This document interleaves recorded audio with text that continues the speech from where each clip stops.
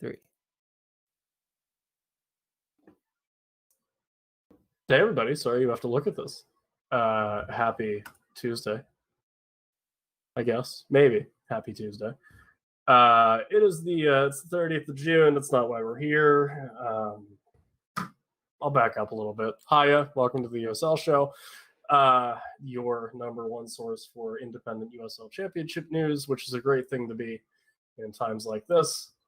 Your favorite podcaster's favorite podcaster, your favorite cheesemonger's favorite cheesemonger is here. Evan Valella, joined by two of my favorite soccer friends, two of my longest standing soccer friends, in fact. The wavy man in the St. Louis metropolitan area, the creamier Irish coffee. It is Phil Grims. Good evening, everybody. It's good to be here with my friends. Dude, it's weird. It's weird that I've known you for as long as I've known you. Yeah, if you think about it. I probably won't even remember how long it's been, to be honest. Have you been thinking about it? Do you know offhand? It would have been 2016, would it not have been? Yeah, I think that sounds right. Yeah. Crazy. Yeah. And then, and it's been a while since I've used this, the down feathers in your pillow. It's the Bernie Sanders of the USL Championship. It is Ben Goshorn, the soccer Goose. I forgot how silly that intro was, but I love it. It is very appropriate for me. A little bit. Yeah. Hindsight is 2020. Yeah, thanks for having me. Glad to chat. Listen, always a pleasure. Perhaps better circumstances should have led to this, but here we are. Goose, I'm sure you were excited for the soccer season to restart back up. And now maybe you still are, but not for the same reasons you would have been, potentially. Yeah. There's a weird lead in. Hey man, your majority owner is kind of racist. Can we start at the beginning? Actually, Goose, because I just tweeted this, but I guess some guy made a list of all the bad tweets that the guy put out in the first 4 days since the 25th, when all this kind of got really heavy. Do you want to start at the beginning and kind of give us some, I don't know, not examples per se, but the kind of things that have been said by Dan that's making everybody so upset? Yeah, I'll try to do my best to encompass the feelings of both me and Jack's Militia and how we got to this point. It kind of started back, I can't tell you the exact date, but a few days before us as Jack's Militia, the supporter group for the Charlotte Independents, put out a statement. I had posed the question to the group of leadership of Jack's Militia. Hey, it doesn't look like the club is going to put out an anti-racist statement. That's okay. Like, I'm not going to be mad about that. That's their prerogative. But I feel like we should maybe look to do that. What would that look like? That type of thing. A few days passed and I woke up to the knowledge of his most recent string of tweets. And for the sake of context, I was aware of his political alignments with Trump, being an advisor for him in 2016 and things of that nature. I had never personally seen any tweets like I had seen that morning. It would have been the 1st of June is when I was made aware of them, and the group was made aware of his tweets. And really, it, for lack of a better description, it just totally missed the situation everyone was in, or I feel like everyone was in, of rising to the occasion to support the community, given the recent unrest alongside George Floyd's murder and Breonna Taylor's murder and the Ahmaud Arbery murder as well. I mean, it was a moment where it really just took me back from being a soccer supporter, and honestly, I was just embarrassed. Primarily, I was embarrassed as a supporter of the club that's been very vocal for quite some time now. I mean, I've been a supporter since year one, but to speed along the path there, upon realizing his stances and how vocal he was being, I thought it was a moment where we needed to speak out against that, because for us not to wouldn't be right. I didn't think. I was trying to come back to what I felt was right to do in that circumstance. And I felt like it was right for Jack's Militia, the supporter group of the Independents, to speak out against that and to say, we do not share his views. We honestly speak against those, because that is not right, and whatever the case may be. Shortly after that, the club did put out an anti-racist statement. Per Queen City Football Chronicles reporting, the club didn't want to put out a statement. For the sake of putting out a statement, they wanted to try to do something. They didn't want to check a box, I believe it was referred to by Jim McPhillamy, the president of the club. There was no acknowledgement of Dan's tweets. There was no remorse. There was no nothing. It was just, and to be honest with you, the statement they put out was very weak. And simply put, there was no action behind it. It mentioned being a catalyst in the community, or an opportunity to be, or something along those lines. But yeah, that happened shortly after we put out that statement. And it's kind of been, I don't want to say it's been downhill, because it's kind of been part of the course for Dan's Twitter thread. I mean, I don't want to say any given moment, but if you go through his history, he is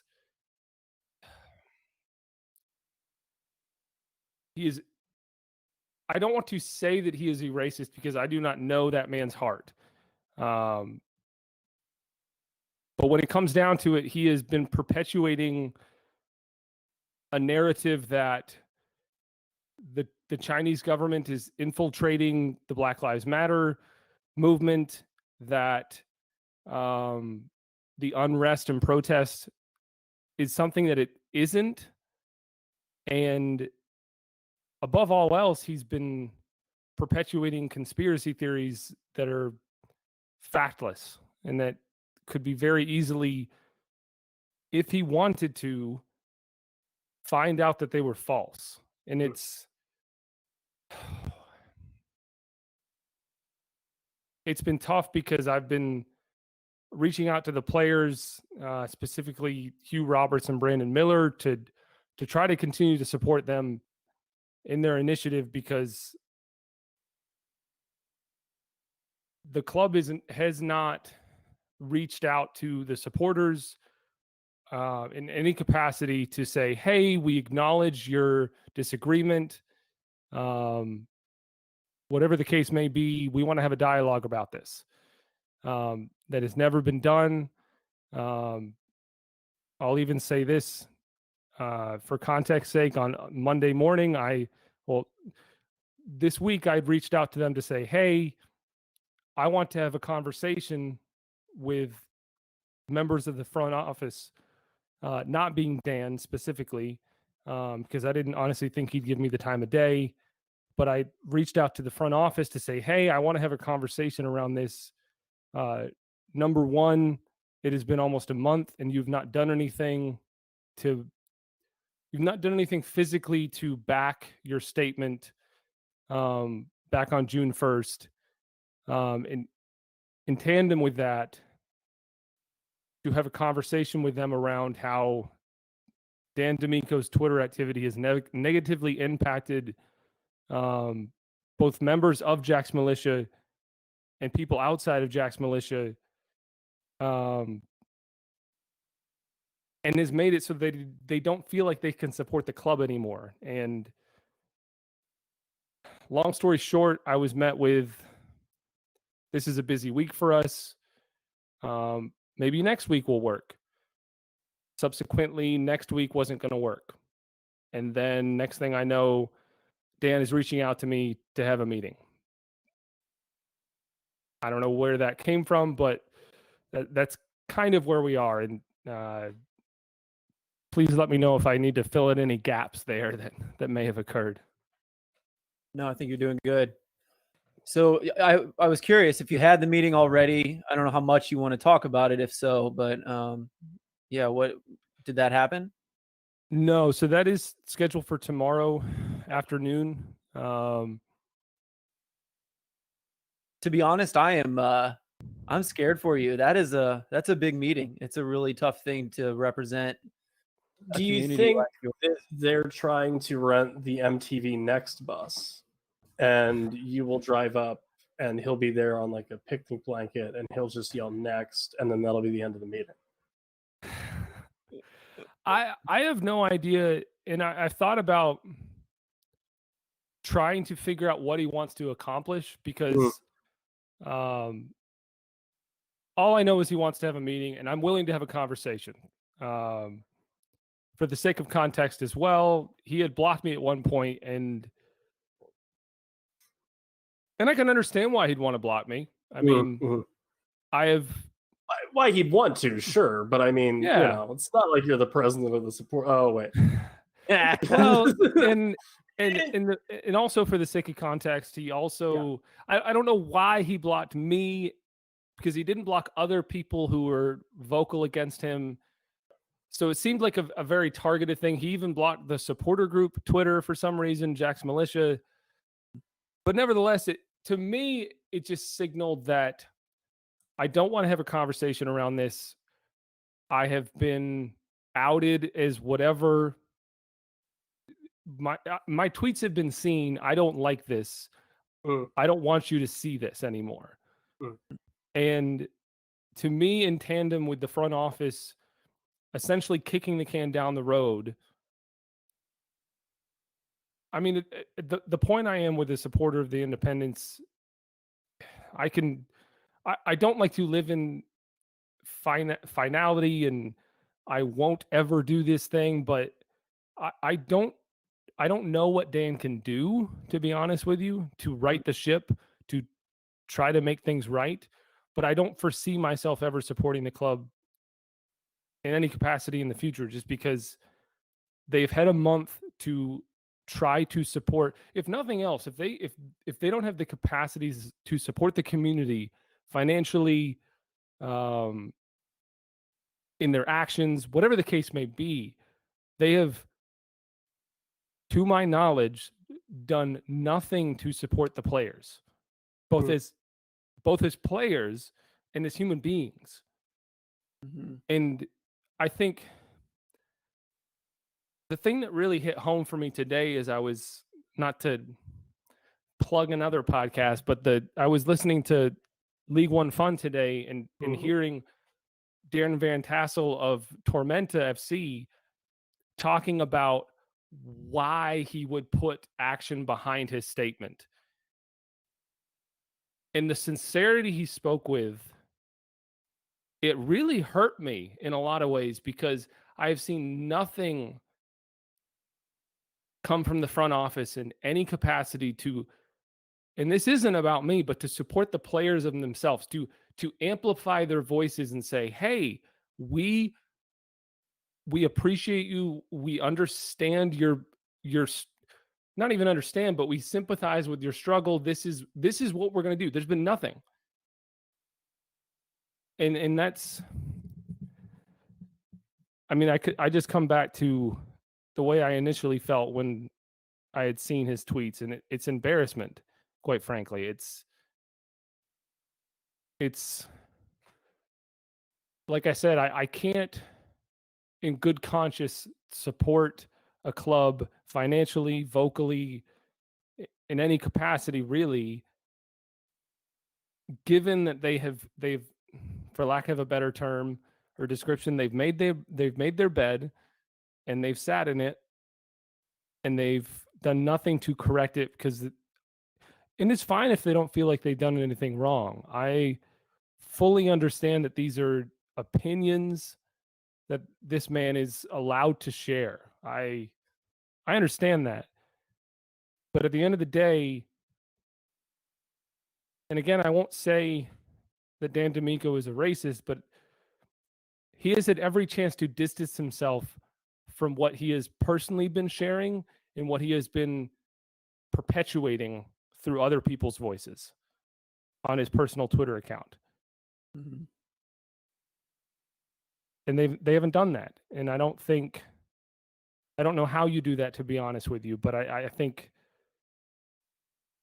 yeah. Well, yeah. Ben, I just have a couple kind of questions and thoughts. Like, what, finally Twitter's kind of catching on to this and starting to get strong. We had the article with Sock Takes yesterday with Colton Qureshi, right? That's his name.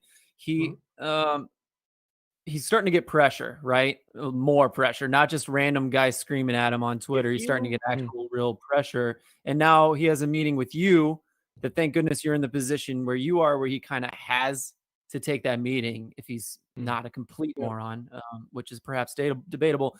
But, in this statement, he finally, that the team put out, it says in there that he's going to, or is talking to his players, which almost implies that hasn't happened at all. And to me, looking at his Twitter, that's quite obvious that he's very insulated with himself and his news blogs or articles and stuff.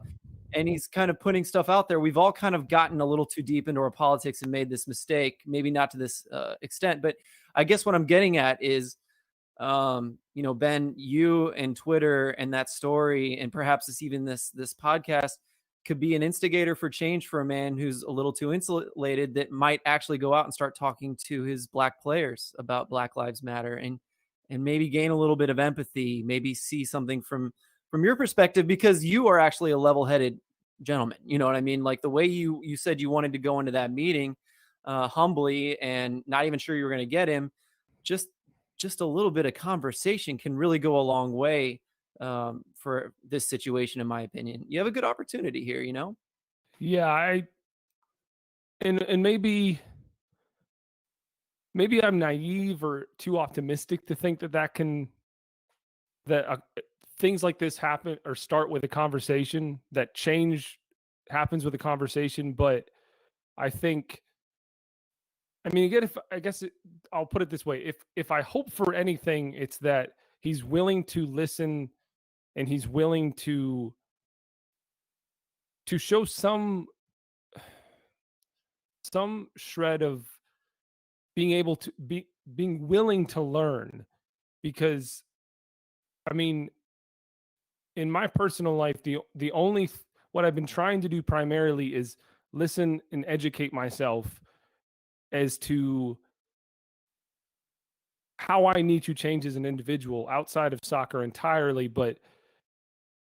And I don't say this to say he needs to do that, but I think, I hate to say it, but it's evident that he doesn't get the severity of the situation all of us are in.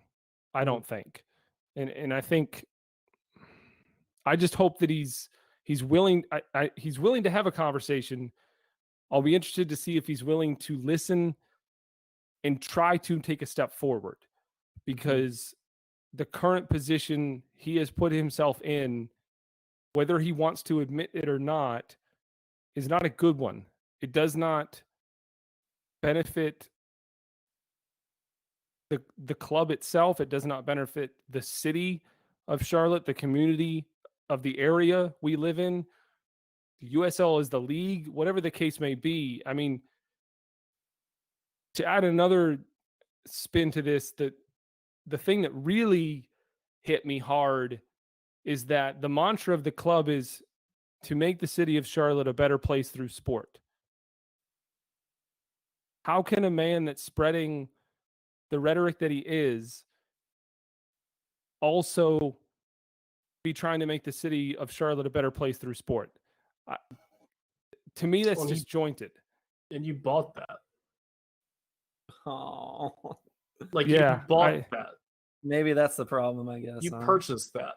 And you purchased that as the goal of the club, and you went, yeah, I'll support that with my money. And now you're now you're talking about a lot of conspiracy theories. And by the way, anybody that makes not necessarily a friend of the show, but I think friend of everyone here, Mark Asher Goodman, like if you piss Mark off of all people, that's not good, man, because that guy is like an honest to God rabbi, and they're very lovely people. And so for him to pull out receipts, you know, you're fucking up a little bit if Mark's mad at you.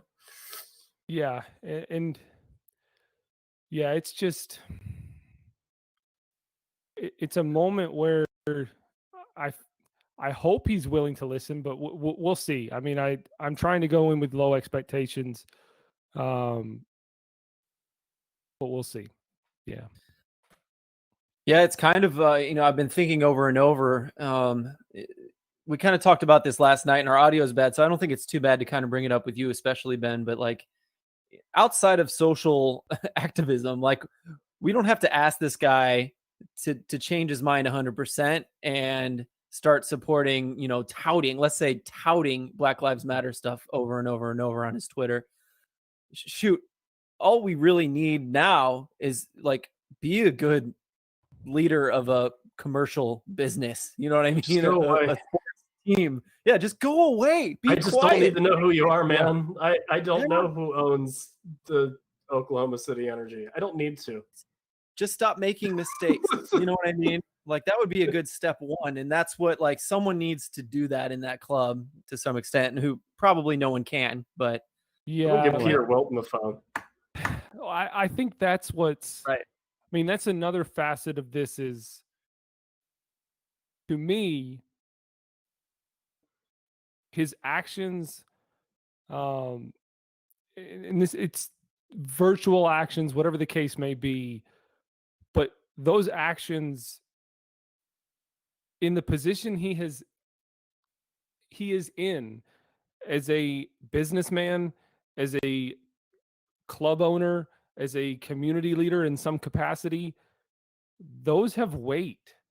And maybe he doesn't know that. I mean, I don't know. Like I said, I don't know his heart. I don't know him very deeply. I've had very short conversations with him in person. But I mean, yeah, it's a matter of understanding that the severity of the situation and trying to do anything to show that you want to be, as they put in their statement, a catalyst for change in the community, or whatever the case may be. Yeah. I almost hate to say it, but if they're not going to do it now, when are they going to do it? Yeah. Yeah, that's exactly what I was thinking, is that, they've never done it before. No. Why would and that's another facet of it too, is, I mean, before all this transpired, I had talked with the front office, and they had talked to me about being a community club, being in the community, impacting the community, doing this, doing that, because something that shouldn't go unnoticed, they're about to actually have a home stadium of their own this next year.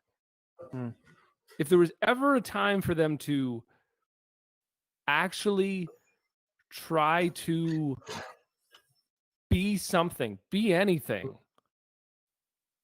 now would be the time. And I'll even say this too, that I had brought up these other initiatives in the city that I was aware of, and said, hey, this local charity is doing this thing in the community. And verbatim, I was told, but Ben, why don't we do that? Why don't you? I mean, simply put, if that's what you want to be, and that's where the disconnect is for me too. If you want to be a community club, but you're not going to put in the effort to do that, and the owner is going to continue to spew things that are not befitting of a community leader and a club owner,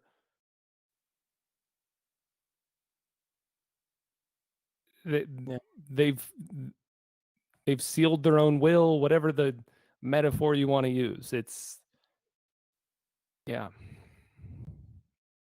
Well, let's say, Ben, I think this would be a good thing to close on, because perhaps it has a little bit of hope in that naivete you're talking about that I definitely have. That perhaps you said you have. I think a good way to close this out is perhaps if you were let's say they hired a PR guy and it was you, right? Like, Goose, you got to help us fix this situation. We've dug ourselves down deep. Yeah. How do we claw ourselves out? Congratulations, you run the Twitter account. Yeah, right. Yeah. Have fun sleeping. Oh, wait. What are, like, let's say, like 5 steps that you would be like, nothing drastic, nothing crazy, just like 5 practical steps in order to try to repair this situation from a club standpoint? So I don't know that I can quite do 5, to be honest with you, but I'll try to rattle off some things that have been rolling through my head, that, because at the end of the day, I don't want to tell them what to do at a certain point. But if I did have to do that, it would be, you first need to listen. You have players that are still with the club that are being vocal about this. They are willing to share their perspective and opinion about the situation. Again, we all are in, and you're ignoring them. You need to acknowledge that. You need to let them use the platform you have to share their experiences and share their perspectives, and whatever the case may be. Because just as Dan's tweets have had profoundly negative impact on people, I can personally attest that Hugh and Brandon's words have had profoundly positive impacts on me and others that I've seen. I think the next step that I would say they need to take is similar to that, but find people in the community that are doing things that need to be done to change the situation we're in, whether that's making soccer more accessible, whatever the case may be. There's initiatives in Charlotte that are doing things that you're choosing to ignore. The monetary capacity or limits that the club have should, I don't feel, limit their ability to both partner with local initiatives and, if nothing else, shine light on what they're doing. I hate to say it, but it's not that difficult. It's really not. I don't feel. I think a next initiative they could really do is try to be a catalyst for change with local politicians, because I mean, we have a city council member who has literally gone from protesting in the streets to being a city council member. And I feel like if you don't use your platform to be an agent of change in that capacity, to, again, vocalize his perspective on things, to listen, to continue to perpetuate the situation we're in, to continue to the conversation, I should say, because things have not been as bad here in Charlotte as other locations in America, but we've had our own problems here in the community here recently and in the past. And I suppose, I mean, the next thing too is just be willing to listen to your supporters. Actually acknowledge their complaints, because you know what? If the very limited diehard supporters that support the club are vastly dwindling. I have had far more people both ask me, and I've seen on Twitter say that they will no longer support the club, then I've seen people say, you know what, Dan's not a bad guy. Dan is being misinterpreted, misconstrued, whatever the case may be. And if you don't repair that relationship, if you think other people are just going to pop out of the woodwork, good luck. Because as other people have put it, there have been numerous reasons to not support this club in its short history. And quite frankly, you will continue to not have a fan base if you don't foster what is there. I'm not sure what else I would add, to be honest with you, but I think that's great. Yeah. I think those are great.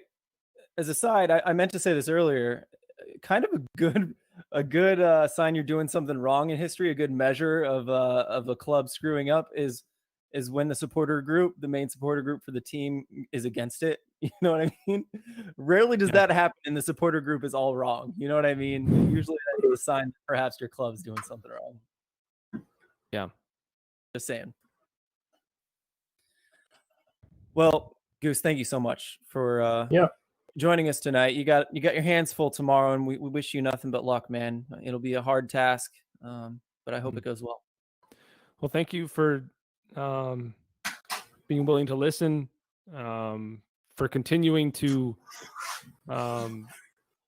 not let the focus die on this situation, because I feel like there's not been finality in it in any capacity, and I think there's still a lot more that can be done, should be done, whatever the case may be. But thank you for everything. Yeah, and I told you don't really have a choice at this point. We look forward to the article you write about this in a week or so. Well, thankfully Carson is helping me with that. Perfect. I don't have an ETA under any capacity, but yeah. All right, man. Well, have a good night. Again, good luck.